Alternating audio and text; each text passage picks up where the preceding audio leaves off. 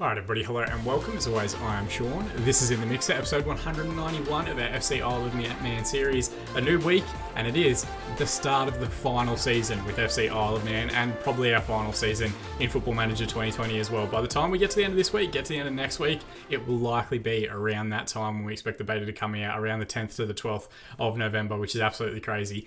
But in that spirit, I have gone through and done the most meticulous off-season of any year to date. I think we're up to season 22. I will double-check that math as this episode continues.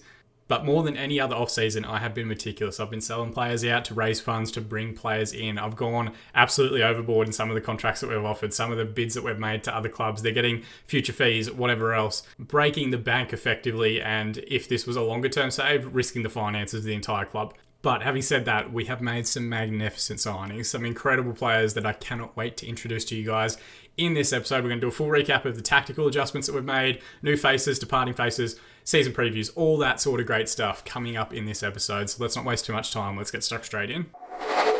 So, first and foremost, we have played one game this season. Of course, if you haven't gone and watched the episodes last week, you know our season kind of petered out. We dropped to second spot late in the league, finishing runners-up in the Premier Division, a title that we'd held 2 years prior to that. Our Champions League run didn't quite work out as expected, eliminated by PSG. We didn't win the FA Cup, we knocked out by Man City relatively early on. We didn't win the Carabao Cup, knocked out by Tottenham.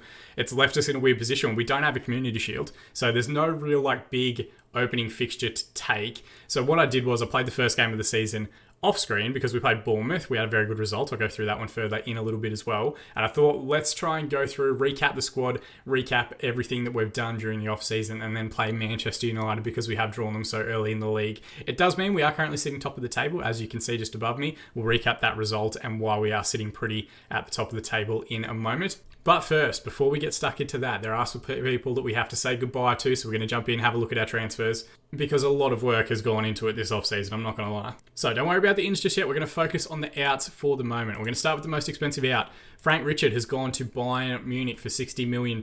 Now, we did purchase him a couple of seasons ago, £35 million, when Neil Peacock first left, and he never really kind of worked out, mainly because he's a right-sided player that prefers to play as a winger. We made the adjustment not long after signing him to play with inverted wingers. Still a great player, was still fantastic for us. You can see he is at an elite level, but he doesn't quite fit the system that we're trying to play. We get a decent profit for him. He moves on at a time when he wanted to move on. He had kind of cracked it last year about his playing time. Maybe I could have held out and got closer to £80 million, but the reality was I wanted to kind of move him on to bring some of the strong players in that we've brought. So he leaves, £60 million after 5 years of service. Fantastic work from him. Also leaving, and this one's a little bit heavier hearted, is Pablo Rivera. Last season, he didn't play all that much. We weren't using him in a starting role. He was magnificent for us over a variety of years. 120 goals in 288. Oh, sorry, I take that back. How many was it? 250 league appearances. He was magnificent in our first few seasons in the Premiership when we got up there. Consistently scored, double-figure goals. Even last season in, limited minutes, he scored double-figure goals in all competitions. Chipped in with assists, chipped in with Man of the Match awards. He was fantastic for us off the bench. There was an opportunity to do something special and we needed to raise the cash. So he moves to Barcelona for £60 million. They've been sniffing around him for about 5 years, so it makes sense. And we do, of course, wish him all the best until we play Barcelona, and then we hope he plays terribly, of course. But £60 million out the door, that's $120 million raised. Keep that math going in your head. Smail Decimard, who was giving me the shits all through last season because he kept coming out of nightclubs on match days.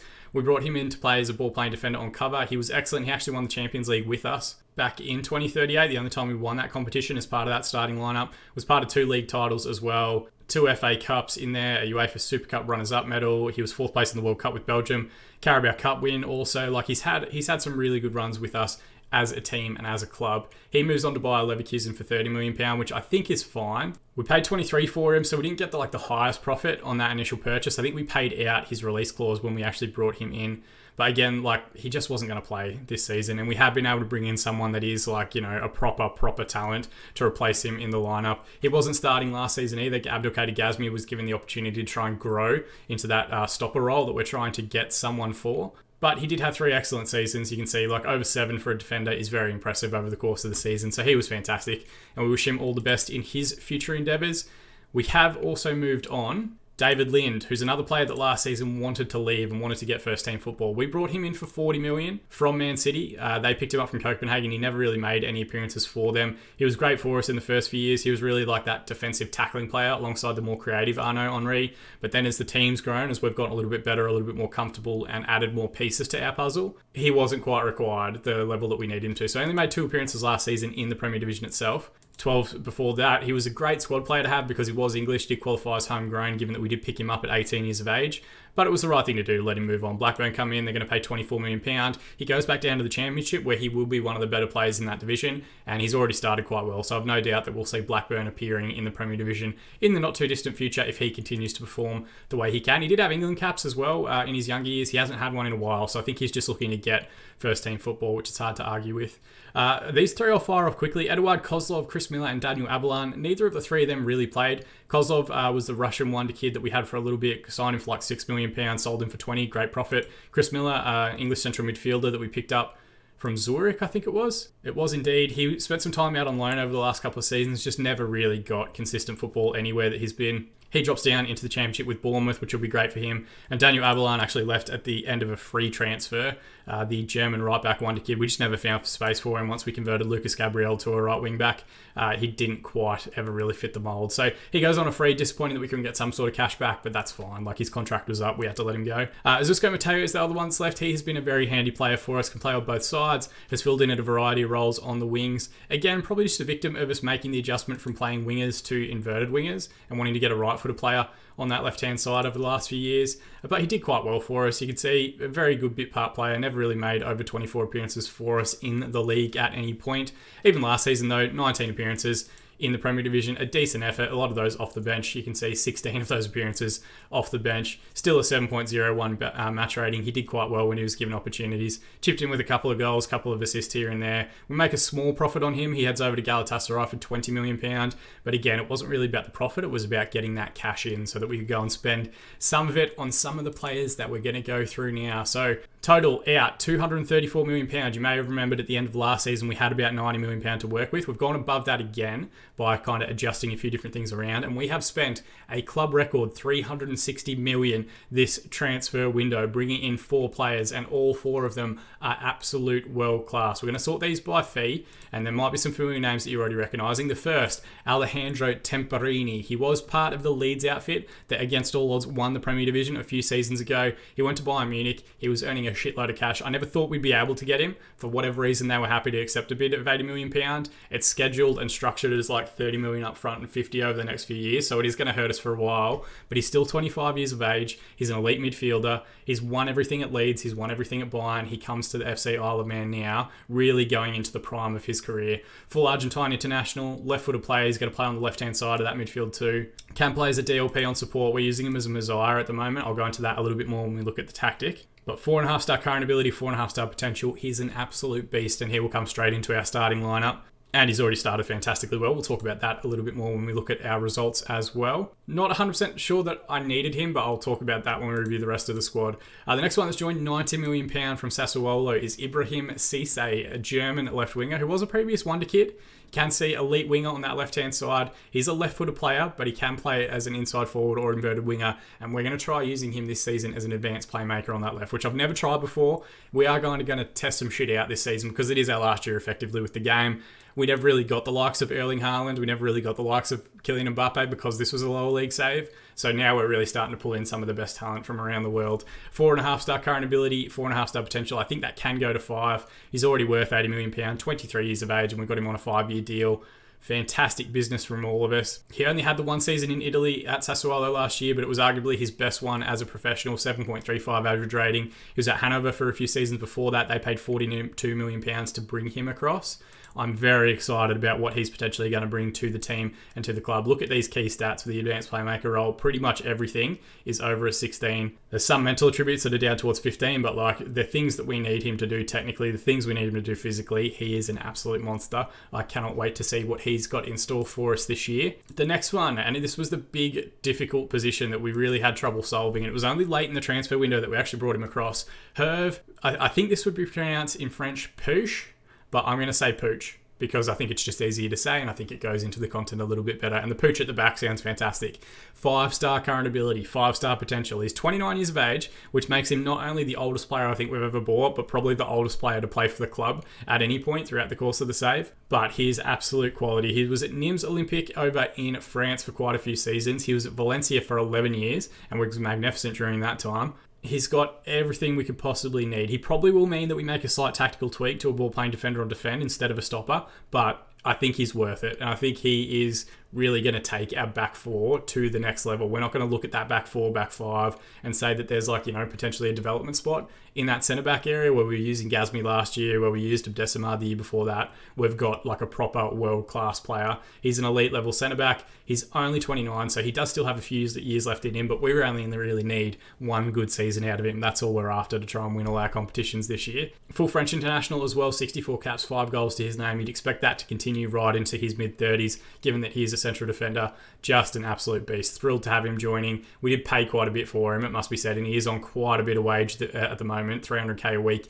is huge. It is a new record wage for us, but really we had to solve that problem, and given it's the last season of the save, why not break the bank and try and bring someone like the Pooch in? And then finally, the last one. It will be a name that longtime fans of the series will remember, because every time we played against him, I gushed over how talented he is.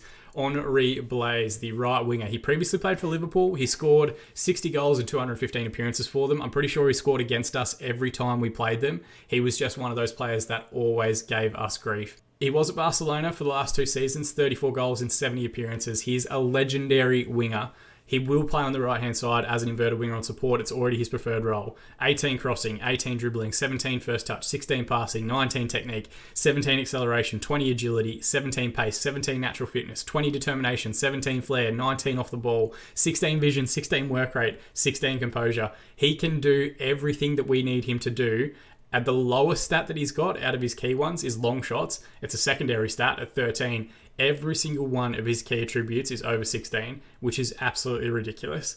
He's already started well. Spoilers for when we go through some of our results. He got 2 goals on his debut in the first game of the season. I cannot wait to see what he can do once we actually have a full squad out there and available and playing. It has been the European Championships over this off-season as well. He played in it. Pooch played in it. Temperini played in Copa America. The Olympics were on. We've had players away pretty much all the preseason, all the off-season, but he just walked straight into the lineup, scored a double. I cannot wait to see what he does throughout the course of this season. He's already 30. We have given him a 4-year deal as well, which would maybe be risky if we were looking at a long-term save. He's also on quite a bit of money, on 300k a week, but he is an absolute beast, and I cannot believe we have a player of his quantity. He's arguably the best winger I think I've seen in Football Manager in quite a few different iterations of the game, and he's playing for the Isle of Man this season. I cannot wait. Looking at the rest of the squad, we have kept most of the other group together. What I want to highlight here, and I will actually highlight just the team, this starting 11, there isn't a player beneath 3.5 star potential, and that's Mancini, who is, as we know, one of the best goalkeepers in the world. We've got 4 players out there that are currently on 5-star ability. Most of the others are on 4 or 4.5 star at a minimum. It is the strongest lineup that I think I've ever had in a Football Manager game. And a part of that is, yes, because I do lower league saves and we eventually get to the point where we're up in the Premier League, up in the Champions League. And I do have my own, guilty pleasure of signing wonder kids as much as humanly possible. But this is as strong an 11 as humanly possible. I will run you through it now. And we'll probably recap it again before the Man United game, to be honest. But Mancini in goal. Esteban plays as the ball-playing defender on cover partnering with the Pooch. Hopefully they can hit the ground running with each other. Our Brazilian fullbacks, Carlos Andre, who came through the club as a 17-year-old. Lucas Gabriel over on the right wing. Henri will play as a DLP on support this season, a little bit lower in the build-up. Temperini's going to play alongside him as a Messiah instead of the box-to-box role we've used in previous seasons.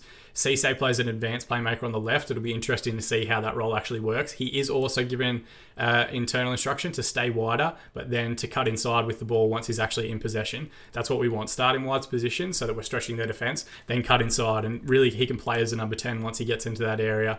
Henri Blaise still an inverted winger on the right-hand side. Yusuf Balde, who had a season away on loan with Real Betis last season and did very well, 12 goals and 31 appearances in a team that didn't do particularly well, has come back in very good shape. Still only 21, 3.5 star current ability, 5 star potential. He's going to play as the deep lying forward this season. I'm going to try and get those 2 young players playing together up top And if that doesn't work in January, we might try and break the bank a little bit, see if the board will give us some more cash, and maybe we make a huge, big marquee frontline signing. But I've got faith in him at the moment. I think he's going to be huge for us this year. He, of course, plays alongside Max Olsen, who was magnificent for us last season. 24 goals in 35 games in the Premier Division. Still only 21. 4-star current ability, 5-star potential, already full England international and scoring regularly for them.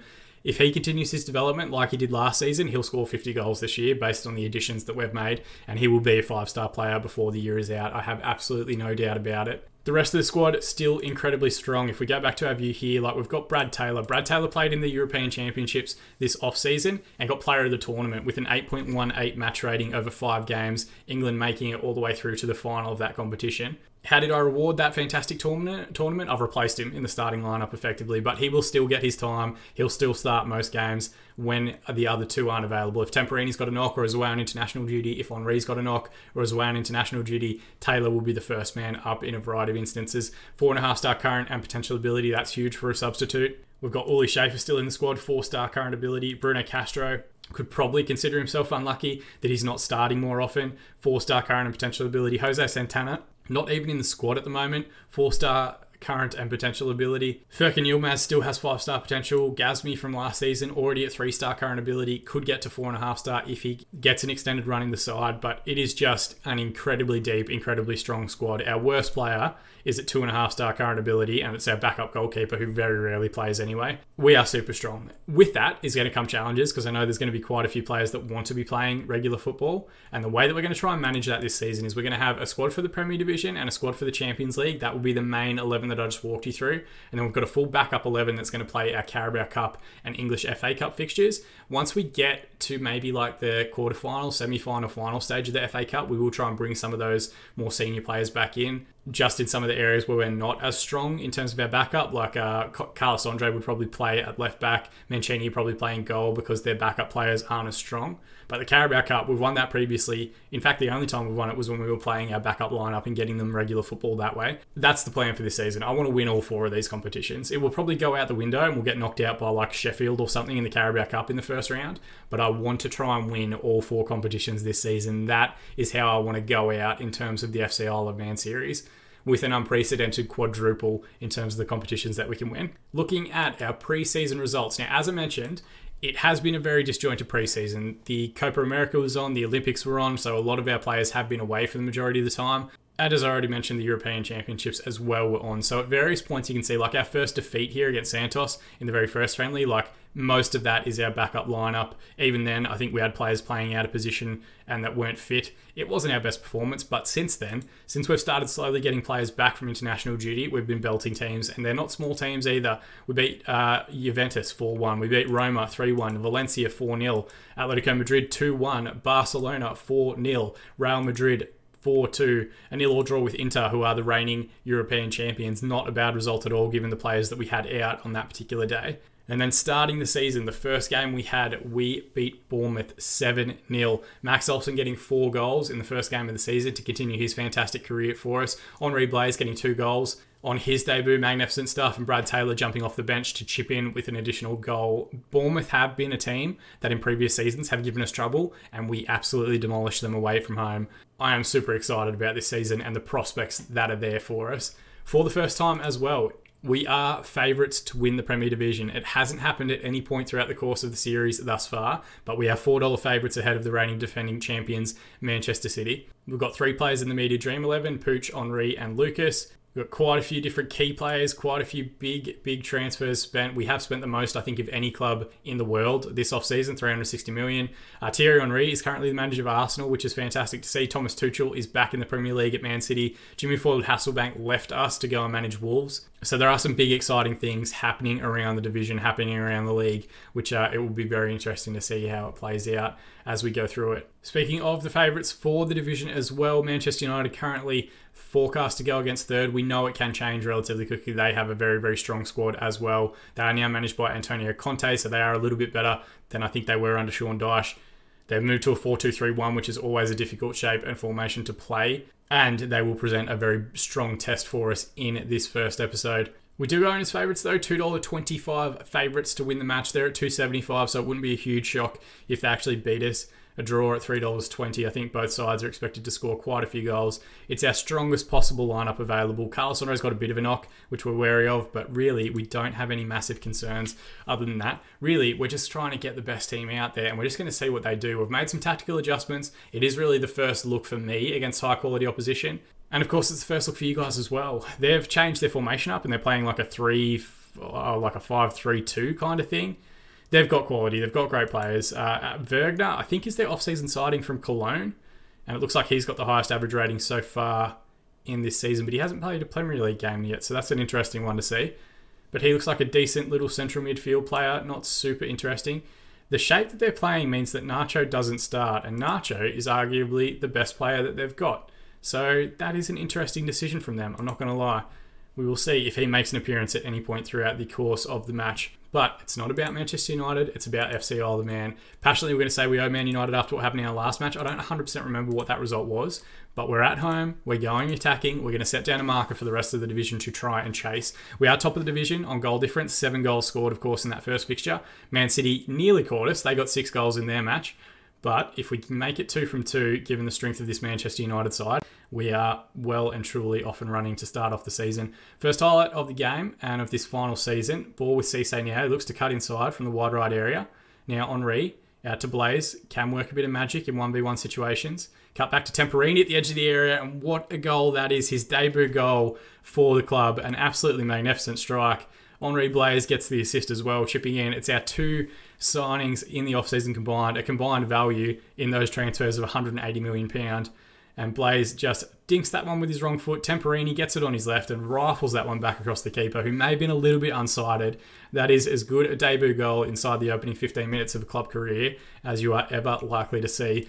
Carlos Andre with the throw-in on the right finds Cisse, who does lose out. Ball forward here to Bianconi. Esteban was there, but it's flicked out to Jones. Just stand him up, boys. Don't do anything silly. Switch out towards Lucas Gabriel. Is cut out quite well, and he goes with the long ball forward to Olsen. Finds Blaise off the shoulder. Gets the edge of the area. Plays it out wide right to Cisse. Carlos Andre on the overlap. Can get to the byline. Cuts it back, but Doyle with a good save. Be careful here in transition, boys. They're leaving 2 up top, so we've got to be wary. Lorenzoni into Jones now. Now Wagner. Shut down by Cisse. Now out wide left towards Bruno Eduardo. Cut back in midfield. Well won back by Cisse. Can he turn provider? He's got a man outside him in Olsen here. Can he find the finish? It just fell on his wrong foot. He wants those on his left to try and curl it back into the far corner. Good save from Lloyd Doyle. Through 30 minutes now, and statistically speaking, it's been all us. We've only had those couple of highlights. I'm going to use Get Creative shout. Let's really try and pick up the pace in the build-up to, or in the lead-up to half-time. Throwing on the right, Gabriel into Olsen. Falls to Gabriel again. Finds Cisse back post, and he just put it straight at Doyle. If he had a look towards the corners, I think he might have been able to try and get a goal on his debut as well. Ball in here to Ogos. Now to Bruno Eduardo. They're definitely looking to roll the ball straight out from these keeper possessions. They're not looking long at all. Ball over the top, push with a good header. Back across to Cisse. He has an overlap there for Carlos Andre. Temperini picks the ball up in midfield, looks to carry it forward. Now we find Carlos Andre on the overlap. Cuts it back to Cisse. Square ball to Temperini. Goes to strike again, and it's a double for the Argentine midfielder. Probably a dream debut. If he can get a hat-trick on his debut from midfield, it will be absolutely fantastic. Lovely work passes here. Cisse has worked the ball magnificently every time he's picked it up. Drags the defender, squares it to Temperini, gets it on his left foot again, smashes it into the bottom corner. Keeper can do absolutely nothing about it to get across it in time.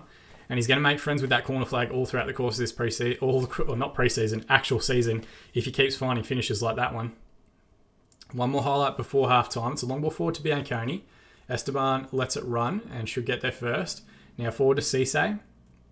Switch over towards Blaise. He's got the overlap here with Lucas Gabriel. Looks to cut inside, get back on his left foot, and goes the drive. It wasn't miles away from far post either. And as half-time's called, against Manchester United, 21 shots, 13 on target, 49% possession. 3 shots, 1 on target, 51% of the ball for United. Passionately, we are going to say very happy with the way things are going. Keep it up, lads. And they have all responded magnificently well. Let's see if we can get another 2 goals. Let's try and put our foot down here in the second half. Henri in possession finds Gabriel, looks towards ball day near post, and he got the flick on header, but just beyond the near post. We haven't seen too much from either of the forwards. Ball here to Oguz. Now Lorenzoni. Back to Jones. Now Deluski's gotten forward on the right-hand side. Crossfield switch in the middle is poor. Henri will clear that one back up. They're very isolated through the middle. Blaise has gone on a great run, and his strike didn't have that much on it. It might have actually clipped the defender on its way through. Doyle with a good save and holds. Oguz back to Lorenzoni, all the way back to Doyle. Don't both go to the ball. Doyle out to Jebley, the Swiss defender. Now Bruno Eduardo looks for Petrucci in behind. He has gotten goal side of Pooch as well. Good save though from Mancini. Pushes it out for the corner kick. First real highlight that we've seen from United, and they very easily could have made that 2-1. Deluski, the right back, is going to take the corner. It's headed away and just over the crossbar back in. Mancini in possession, out wide right to Pooch. Now Lucas Gabriel, is this a highlight going to go our way? We have seen just a couple of highlights creep in for United. Pooch into Henri. Now out to Blaze, who's immediately looking to pick up and cut back inside. Temperini to Cisse. He's got a man outside in Carlos Andre. Instead, he's gone to switch out towards Lucas Gabriel, who can beat a man 1v1. Cut back to Henri. Good reverse pass. Olsen's in there, and he drew the good save out of Doyle. Just that kind of little, what do they call it? The corridor of uncertainty. Keeper wasn't quite sure where to come or whether the defence was going to get it away. Corner falls to Henri. Now Temperini. Esteban across to the Pooch. Henri back to Pooch, and the highlight comes to an end. But good little passage of play there, keeping the pressure up. Jones looks to come forward, sends Bianconi down the right-hand side. Esteban, it doesn't put the best challenge in. Pooch does well to come across and cover, and the shot is pretty tame straight at Mancini. We're going to hit pause, and I think what we're going to do is, even though he's on a hat-trick, I'm going to take Temperini off just because of that yellow card. We're not going to risk anything too early. We're going to bring on Taylor for him. It's pretty much like for like in terms of overall quality. And then Gazmi's going to come on for Esteban just because of that yellow card as well. I'm not worried too much about performances or anything in this point of the season, but I do not want to risk going down to 10 men. We're also going to use Old Faithful to get creative shout after the hour, and everybody seems to have responded positively, which is fantastic to see. Very quickly getting through towards the last 10 minutes, so we might make that last sub. This one we will do my match rating. Henri's, they're saying he's not had a great game. I'm going to leave him out there though. I don't want to make too many changes in midfield. I think the front two have struggled just a little bit, trying to break down that defensive line. They're saying Balday had the better game of the two, so maybe I'll put Balday to the advance forward, and maybe we'll give Max Olsen a little bit of a spell, and Uli Schaefer can come on just for a 10-minute cameo. Let's see what he can do against a tired defence, and we will use Demand More shout as well, just to hopefully give everyone some focus through to the full-time whistle. Gazmi, deep free kick to Carlos Andre.